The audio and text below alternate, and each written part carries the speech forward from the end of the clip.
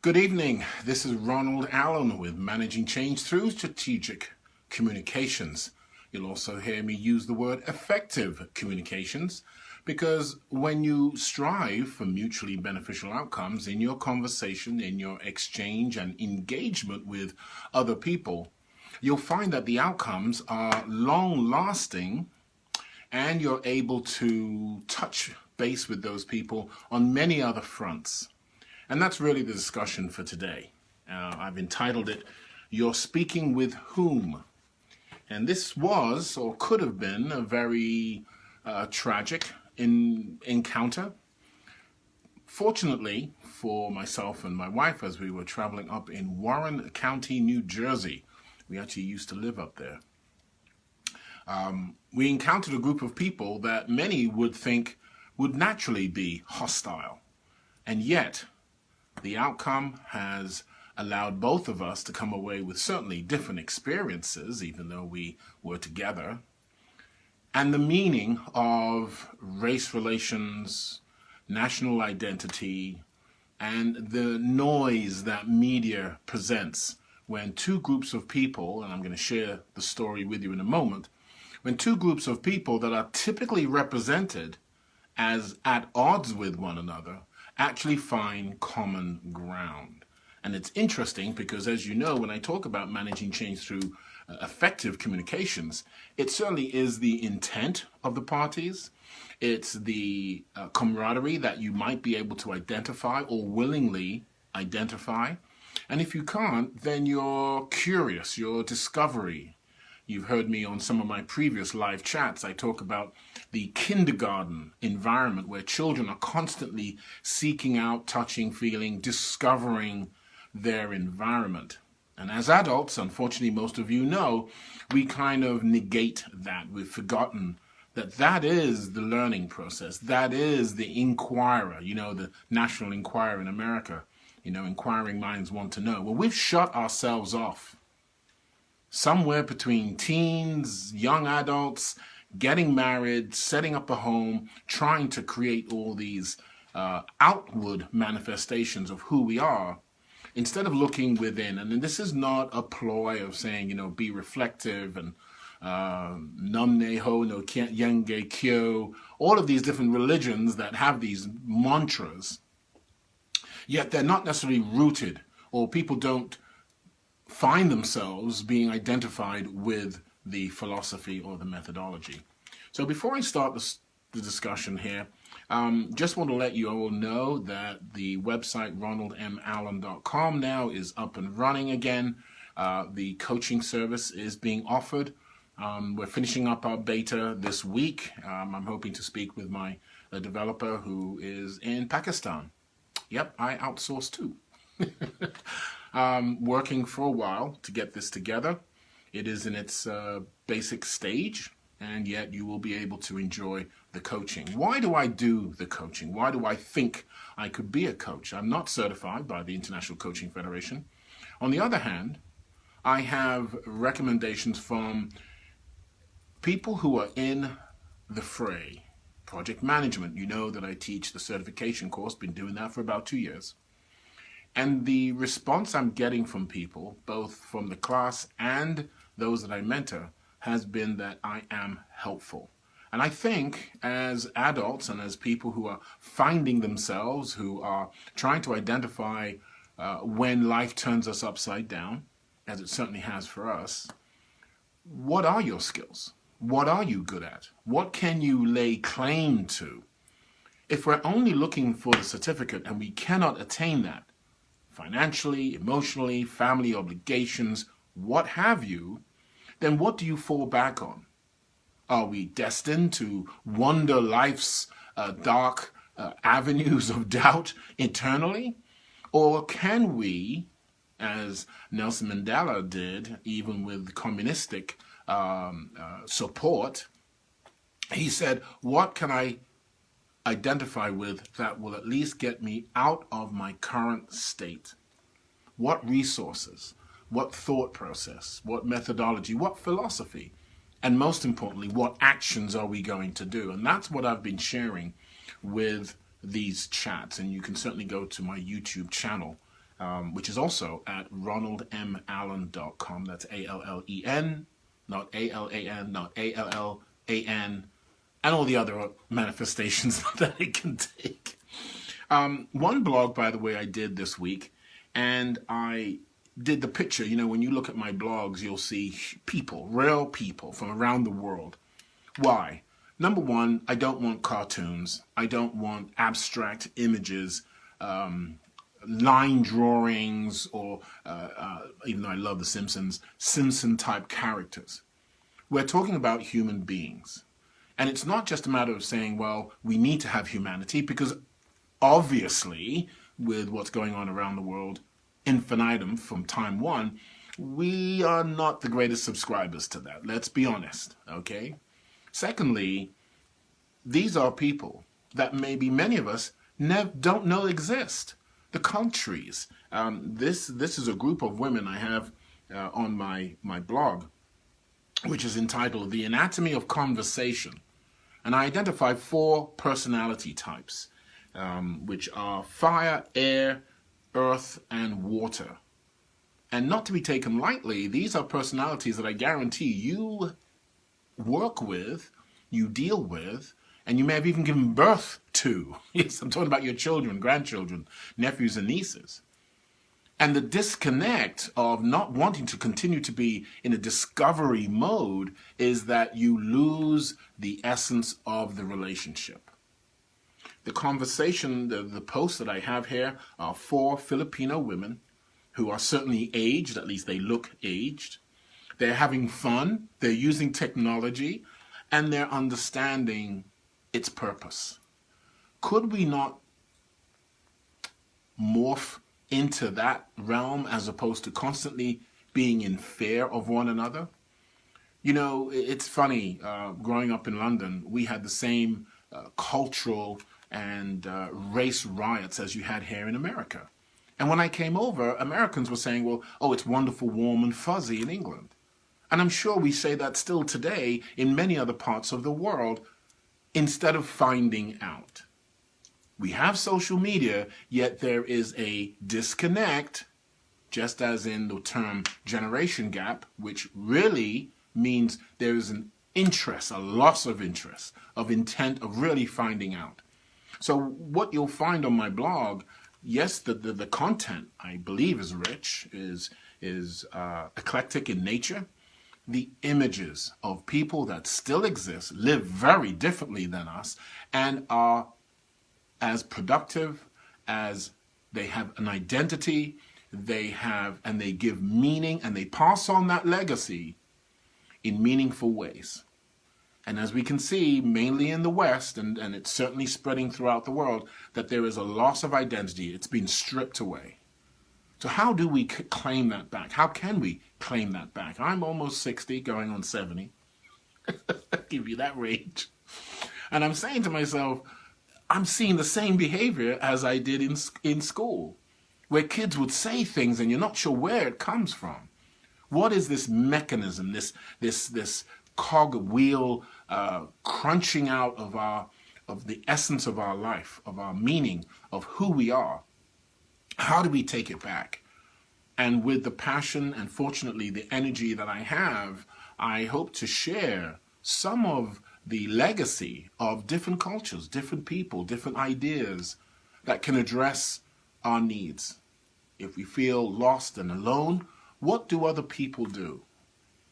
If you found yourself, if you found that another group of people were taking over your village, where would your mind go? How could you make sense? Or better still, don't ask that question. What would you physically do to reclaim your self-identity?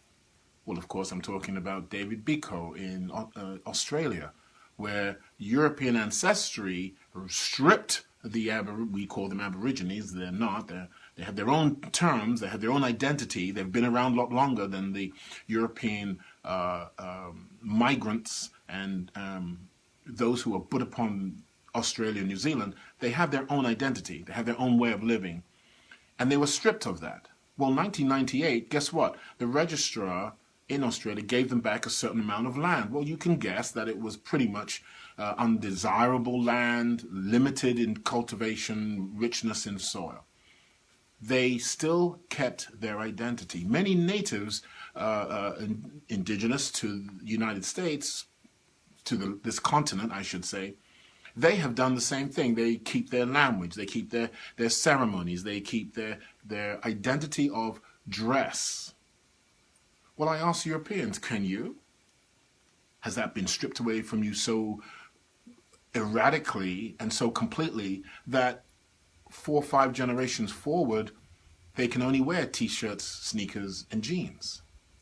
Why do I say that? Because I want you to reflect. When you feel lost, it's because you don't have the identity. When you feel desperate, when you feel you have to go to substance, because what you believed in, what you thought was there as a support mechanism, and quite rightly so if it's family, is no longer there.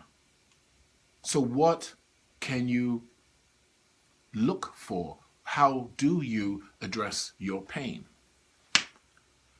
So that brings me to my story. And this is a very serious story. Because quite frankly, I don't think my wife and I should be here today.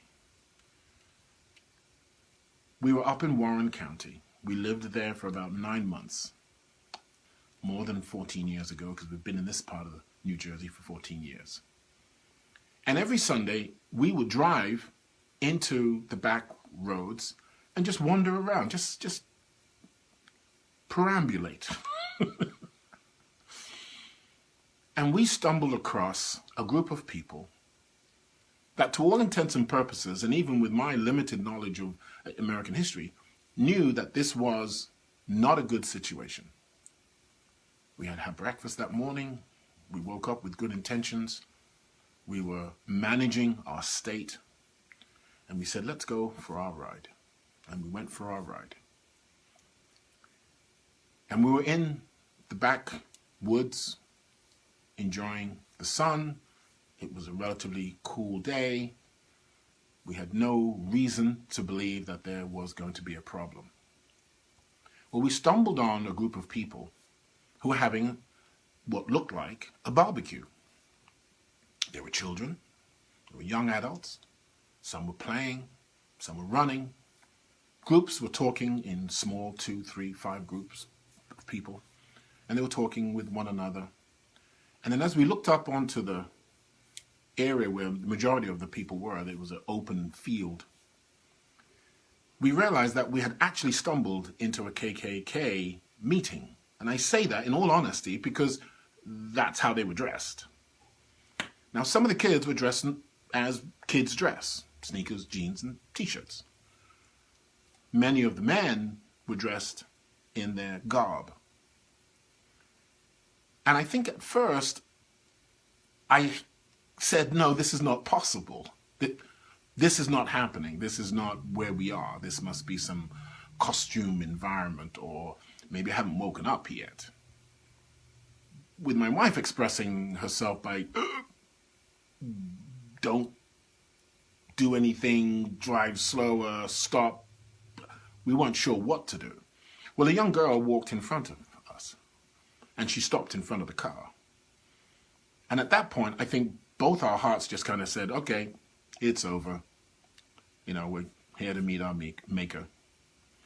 But what the girl expressed was equally as surprising as our expressions, I'm sure, on our faces.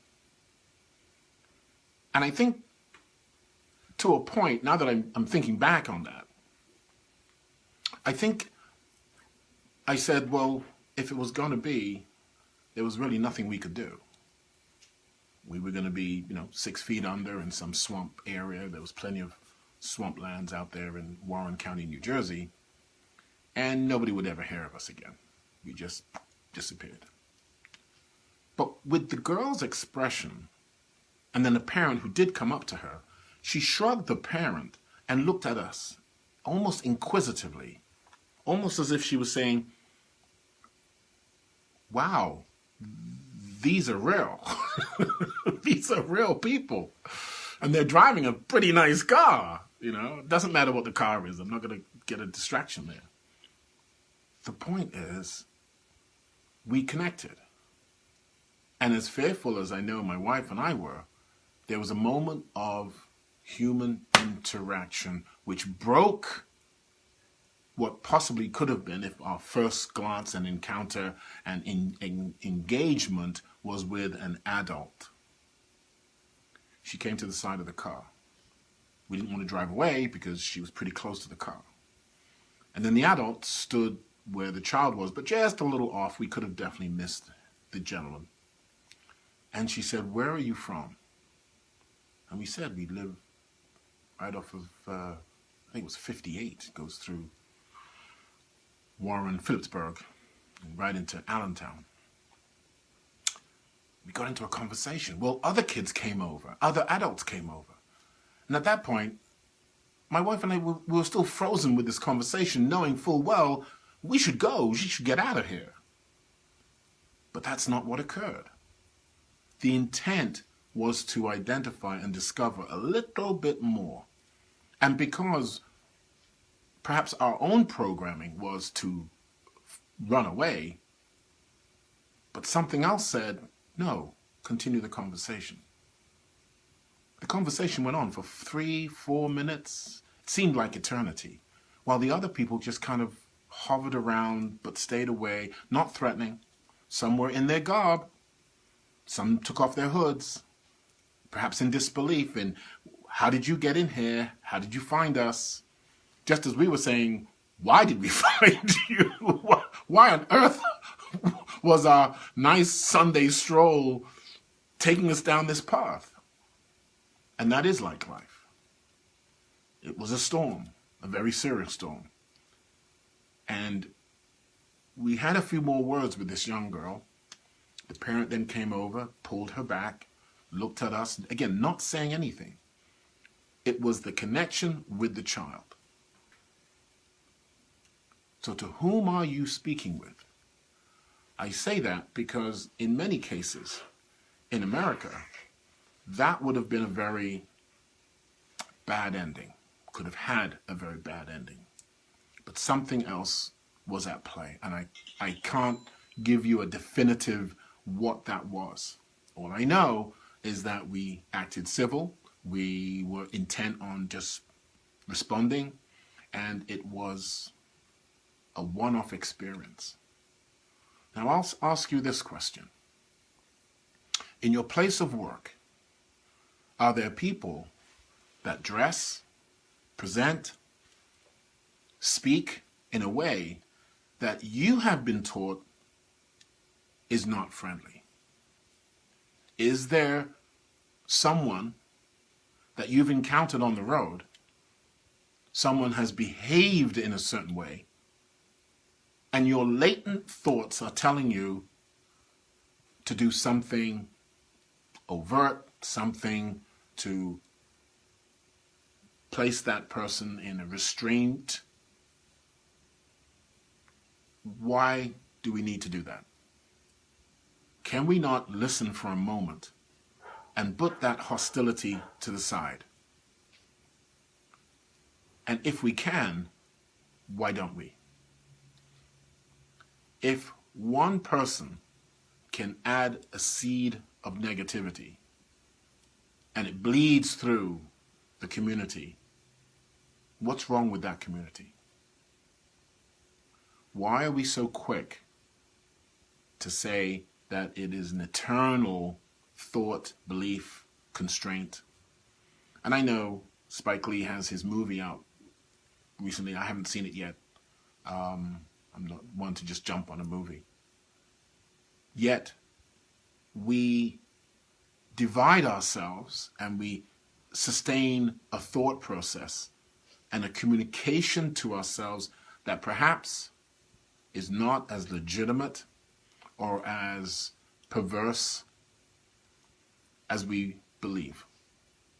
There are minorities of people that want to break down that human interaction, that engagement of discovery.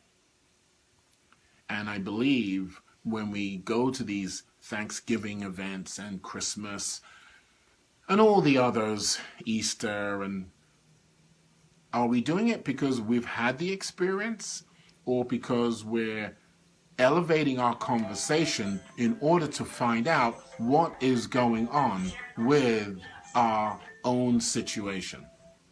That's the difference. What is going on with our own situation that's causing us to respond in that fashion?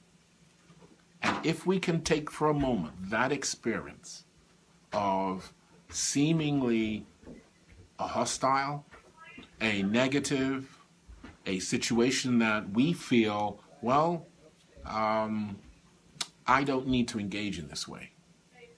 I need to be more explorative and say, what is the outcome we want? In fact, how about going a step further and asking the other person, what's the outcome you want? Now, some of you might say, well, it's obvious. That's my point. If they wanted to hurt us, they definitely could have. There was no doubt about it. We were not in an environment that would have protected us. Yet we were because of the child's engagement. Many societies believe that if you control the mind of the child, you create the adult. I have to agree with that because so many of us still believe these archaic, Neanderthal, small-minded, fearful, that fear that they've said our brain is there to protect us, therefore everything is a no because of the unknown. I refute that.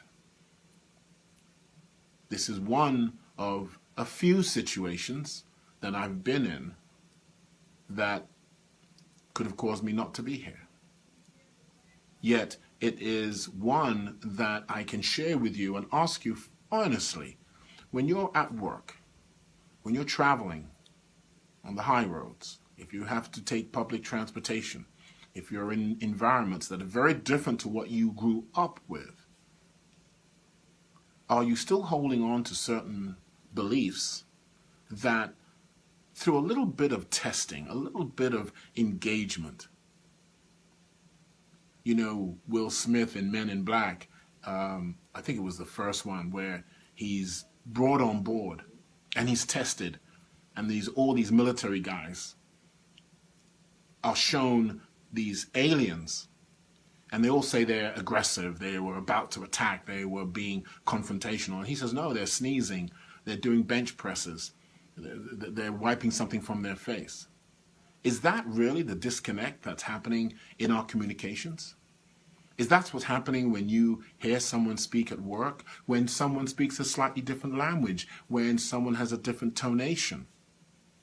Is that really what's going on in our heads, that we are disconnecting and being aggressive because we don't understand, and we need to take a little bit more time and clarify? Perhaps Salesman 101. Ask Socratic questions. Ask questions that engage the person before we make that conscientious full stop in our attempts to engage in more meaningfully. Well, that's my story for tonight. And I hope you will take a look at the website ronaldmallen.com. I have put up some audio files, Managing Change in 60 Seconds.